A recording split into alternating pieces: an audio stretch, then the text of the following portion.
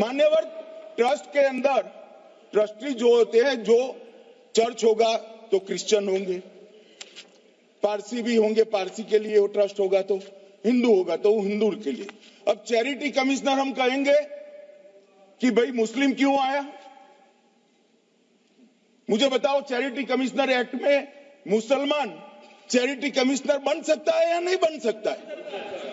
उसको ट्रस्ट नहीं चलाना है, उसको चैरिटी के कानून के हिसाब से वो ट्रस्ट चले उसकी देखरेख करनी है।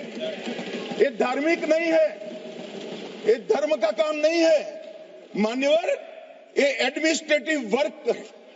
और इसलिए तो फिर चैरिटी कमिश्नर हिंदू होगा तो वो क्रिश्चियनों के ट्रस्ट का कैसे देखरेख करेगा?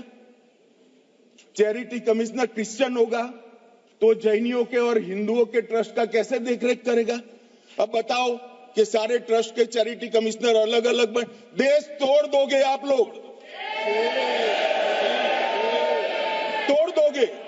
हमने साहब, मैं अभी भी आपके माध्यम से, इस सदन के माध्यम से देश भर के मुसलमान भाइयों बहनों को कहना चाहता हूं, आपके वक्फ में एक भी नॉन मुस्लिम नहीं आएगा।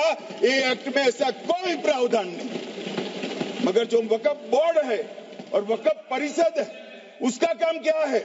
वक्फ की संपत्तियां मान्यवर बेच खाने वाले लोगों को पकड़कर इसके बाहर निकालने का। वक्फ के नाम पर औने पौने दाम में संपत्तियों को 100 साल तक किराए पे देने वाले लोगों को पकड़ना है।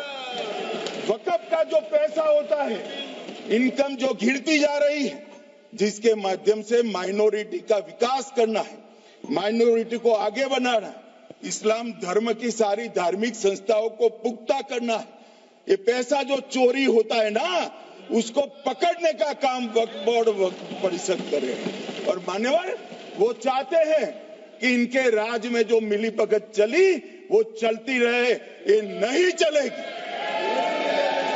ये नहीं चलेगी मान्यवर।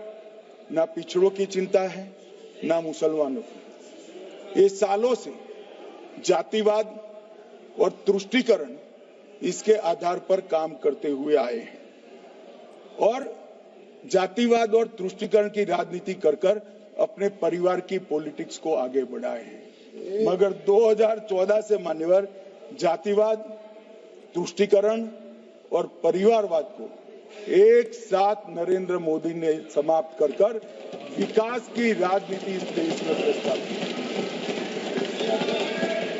पॉलिटिक्स ऑफ परफॉर्मेंस, परफॉर्म करिए और चुनकर आइए। 3 टर्म मोदी जी को चुना है और 3 टर्म भारतीय जनता पार्टी की सरकार रहने वाली है।